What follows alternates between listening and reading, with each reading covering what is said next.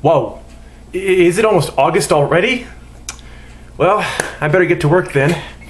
Today, I'm gonna be doing an overall review of War of the Green Lanterns. Now, I know there's probably some people out there who probably still haven't read it, so if you're not interested in spoilers, you can go right here. I'll wait. For everybody else, let's dig in. Okay, so the overall plot of War of the Green Lanterns is that Krona, a rogue guardian who looks a little bit like a psychotic Yoda, has taken, in the events leading up to War of the Green Lanterns in Brightest Day, Krona has taken possession of the 7 emotional entities and is using them to try to get emotion through to the Guardians of the Universe. And in order to do that, he basically possesses them with the said entities, while all but Parallax, who he puts in the central power battery, which puts all of the Green Lanterns under his control. All except our 4 heroes: Hal Jordan, Kyle Rayner, Guy Gardner, and John Stewart. The only way they're immune to this is, well, mainly because they take their rings off. After Hal watches the other leaders of the other corps get sucked into the Book of Black, they use their rings, the red ring, the blue ring, the yellow ring, and the indigo ring, to go to war with Krona and his brainwashed Green Lanterns. And that should pretty much sum up the plot. So how did I like this comic? I know some people are gonna hate me, but I didn't. When I first heard the title, I was kind of excited, but I started to lose interest more towards the end, and, well, here's what I thought. First of all, number one, I'm just tired of event comics. We've had Sinestro Corps War, the War of Light, the Blackest Night, and the Brightest Day, and now War of the Green Lanterns, and I'm just like, can't we just do some stories for a while that are just in canon with the universe? They don't have to be part of this big epic story arc. But that's just me. Anyway, second thing, the setup for the story was way too long. I mean, they laid down the ideas in the first issue where Krona possesses everybody, and then for a few issues we get the Green Lantern, our 4 heroes, fighting with each other over what are we gonna do now. And then finally in like issue 4 we get them taking their rings and charging into battle. So I was just like, can we get on with it?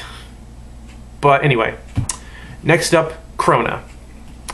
Okay, like I said, little mini Yoda he looked like. Psychotic Yoda. But anyway, I don't think of him really as a, I mean, think of Sinestro in the Sinestro Corps War.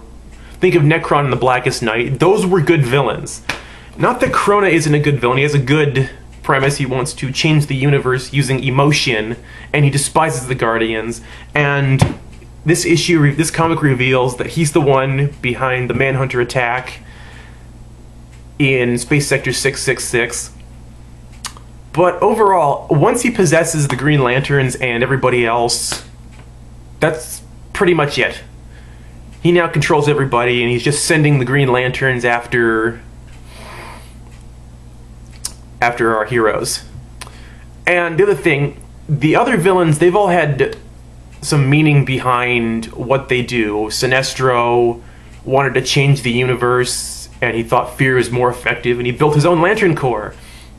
Nekron keeps complaining that that life is a mistake and death is the solution. Krona is just here to change the universe, and why is he doing it? Because I said so, that's why! And I don't know, I just felt like he was kind of wasted in this story, and to be honest, I think the, if you've ever seen Green Lantern Emerald Knights, I thought the Krona there was a little more impressive looking. But anyway. Next problem, where are the other cores? I mean, you've got the other lanterns, you've got Sinestro, Carol, you've got Atrocitus and Saint Walker, but where are their cores at? I mean, couldn't you call them for backup or something? I don't get why they didn't do that in this comic. Also, how exactly do you mind control the entire... use Parallax for mind control? That just doesn't make sense. I mean, I know Parallax was in the central battery to begin with, but that was just gave them a weakness to the color yellow. It didn't possess everybody. I mean, I understand them being possessed as part of an evil plan, but I don't know. I mean, I'm trying to make sense of a comic book, so I was supposed to lighten up. Where did I put that issue? Here's this one issue that really got on my case. Where did it go? Yes, I have them right here with me.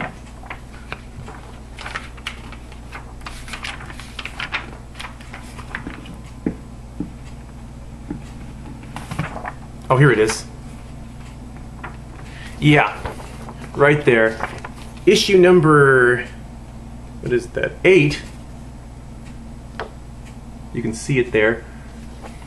Mogo dies.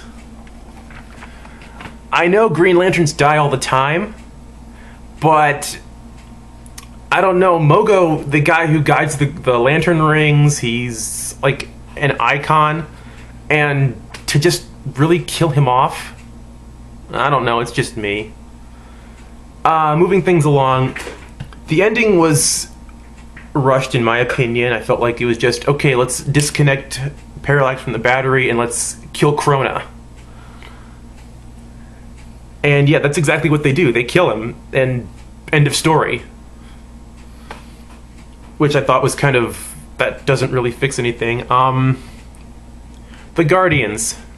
Okay, if you like the Guardians, leave a comment below. I can't think of anybody who would actually like these characters. They're emotionless, they don't understand compassion and love, and they're not trying to protect anything, they're just trying to maintain order in the universe. And yeah, Hal Jordan just saved their butts again. We're gonna get to that in a minute. Sinestro is the new Green Lantern now. Don't get why. I just think, well, who's gonna lead the Sinestro Corps? I don't know. I mean, there's all these other corps out there, and that was a great change to the series. I don't get why that... I don't get why they made that change, and why they're bringing Sinestro back into the Sinestro Corps. And finally, Hal Jordan has been expelled from the Corps because of his recklessness and his inability to follow orders, and because he saved the Green Lantern of the Corps again for the umpteenth time. He's being kicked out of the Corps.